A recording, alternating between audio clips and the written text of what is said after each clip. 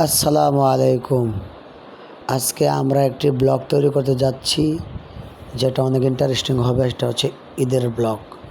এই যে আমাদের ভাই বেদারে লয়া আমরা ঈদগাহ যাচ্ছি, আস্তে আস্তে বাইরে সবাই বাড়িতেছে। এটা হচ্ছে আমাদের কোরবানির গরু, আর এটা হচ্ছে আমাদের ছোট ভাই। এখন যে বের হবে সে হচ্ছে আমাদের ছোট ভাই।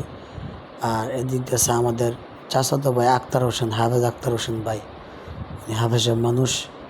ওনাকে নিয়ে আমরা বের হচ্ছি। আলহামদুলিল্লাহ, এটা হচ্ছে আমাদের বাড়ির রাস্তা। এই যে রাস্তাটা হচ্ছে আপনার হাইটে যাওয়ার জন্যই। এখানে হচ্ছে আমাদের এলাকার ছোট ভাই ব্রাদার, ভাতিজা আছে, চাচা আছে, অনেকে আবার বাইস্তা আছে, আবার অনেকে বড় আছে। তো ওদেরকে নিয়ে আমরা সবাই আনন্দ উল্লাস করে ঈদের নামাজে যাচ্ছি। আর এটা হচ্ছে আমাদের গ্রাম থেকে ওয়ারু গ্রামে ঢোকার যে রাস্তাটা, এটা এদের সামনে আস্তে আস্তে ঈদগাতে চলে যাবে। এখন বাকি ব্লগটুকু আপনারা দেখবেন সরাসরি। তো আমি আর কথা বাড়াবো না, পরবর্তী থেকে আপনারা এই পুরাটা ভিডিও দেখবেন ইনশাল্লাহ। আমি আশা করি আপনারা বুঝতে পারবেন। তো যাই হোক, আস্তে আস্তে এটা হচ্ছে আমাদের এই যে উজুখানা। হ্যাঁ, এখান থেকে দেখতে থাকেন আপনারা। তারপরে আমরা উজু টুজু করে আলহামদুলিল্লাহ ঈদগার ময়দানে পৌঁছাইলাম। আর ওই দিক দিয়ে হুজুর আলোচনা করতেছে। হুজুরের আলোচনা বেশ সুন্দর। হুজুর খুব সুন্দর বয়ান করতেছে, আমাদেরকে হেদায়েতের বয়ান। এলাকার যে মানুষগুলো আছে তাদেরকেও ডাকতেছে, আহ্বান করতেছে তাড়াতাড়ি আসার জন্য, কারণ সময়টা খুব কম। আপনারা জানেন যে ঈদের জামাত কোরবানির সময় 8টায় দেওয়া হয়েছে। আমাদের ব্রাহ্মণবাড়িয়া জেলা নবীনগর থানা মিরপুর শিবপুর ওয়ারুক 3 গ্রামের যে ঈদগাহ, এটা হচ্ছে ওয়ারুক ঈদগাহ ময়দান। এটা জামাত হয়েছিল আপনার 8টা বাজে। তো সময় সংকীর্ণতার কারণে হুজুর আমাদের সবাইকে অ্যালাউন্স করতেছিল যে যারা বাইরে আছেন তারা তাড়াতাড়ি চলে আসেন, কারণ সময়টা যেহেতু সংকীর্ণতা। পরে আলহামদুলিল্লাহ যে আমার ভাতিজা, আমার ভাই, ওদেরকে নিয়ে আমরা একটু শ্যুট করলাম। তো এদিক দিয়ে আরও অনেকে শ্যুট নিচ্ছে, তো আমরাও নিচ্ছি, দেখা দেখি নিচ্ছি। তারপরে হুজুর আমাদেরকে এই আলোচনা শোনাইতেছে, ঈদের যে বয়ান, কোরবানির যে বন্টন, গোস্তের বন্টন। আপনারা জানেন যে কোরবানির বন্টনটা খুব সুন্দরভাবে করা লাগে, কারণ এটা অনেকে বুঝে না। এই জন্য হুজুর এটা আমাদেরকে সুন্দর করে বোঝাইতেছে। এদিক দিয়ে আর লাইন কাতার হচ্ছে, কাতার সোজা করতেছে। তো আস্তে আস্তে আমরা সবাই কাতারে সামিল হচ্ছি। পরে আলহামদুলিল্লাহ নামাজ শেষ করে আমরা কবরস্থানের উদ্দেশ্যে রওনা দিলাম।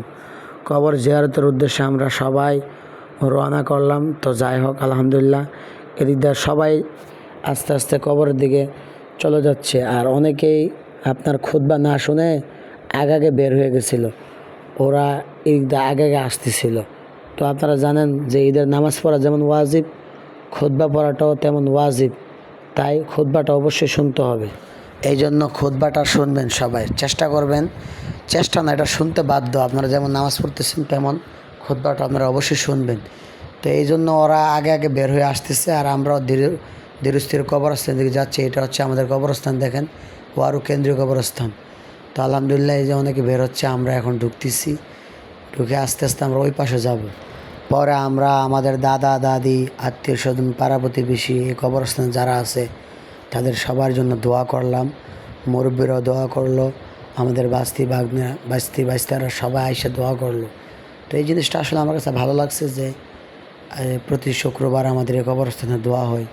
তারপরে বিভিন্ন ভ্যাকেশন থাকে, বিভিন্ন ডে থাকে, অনেক মানুষরা এই কবরস্থানে আইসা জিয়ারত করে। এটা খুবই ভালো একটা জিনিস। আমাদের এই বড় কবরস্থানের একটা ঐতিহ্য। কবর জিয়ারত করা খুব ফজিলত। এই ফজিলতটা অনেকে বুঝে না। তো আপনারা যারা সুযোগ পাবেন তারা অবশ্যই আপনাদের মা বাপ, ভাই বোন, আত্মীয় স্বজন, পাড়া প্রতিবেশী যারা আছে, দাদা দাদি, নানা নানি, খালা খালু, হুফু হুফি, তারা সবার লাগে অবশ্যই দোয়া করবেন। কারণ তারা দুনিয়া থেকে রেখে যাওয়া সম্পদ আমাদের এই দোয়াটাই পায়। এজন্য আমরা চেষ্টা করব সাধ্যমতো সবসময় দোয়া করার জন্য। সেই সাথে মহান আল্লাহ পাক রাব্বুল আলামিন যেন আমাদের আত্মীয় স্বজন, পাড়া প্রতিবেশী, ভাই ব্রাদার, বন্ধুবান্ধব এবং এই ওয়ারু কবরস্থানে যারা শাহিত আছে, আল্লাহ তাআলা যেন তাদের সকলের কবরটাকে জান্নাতের উচ্চ মাকাম দান করেন। সবাই বলেন আমিন। সালাতু সালাম রাসূলুল্লাহ দরবারে যে নবীকে না বানাইলে আল্লাহ পাক রাব্বুল আলামিন তো জাহান তামাম দুনিয়া বানাইতেন না। সে নবীর উপরে দরুদ সালাম পড়লাম। সবাই মিলাদ কিয়াম করে, দোয়া খায়ের করে, মোনাজাত করে আমরা আস্তে আস্তে সবাই বাড়িতে চলে গেলাম। তো বাড়িতে গিয়ে পরে গরু কাটাকাটি হলো, গরু জবাই করা হলো। হ্যাঁ, ওইগুলো আর আমি দেখাইলাম না, যেহেতু ভিডিও লম্বা হয়ে যাবে। তো সবাই দোয়া করবেন, আমার জন্য সবাই দোয়া করবেন।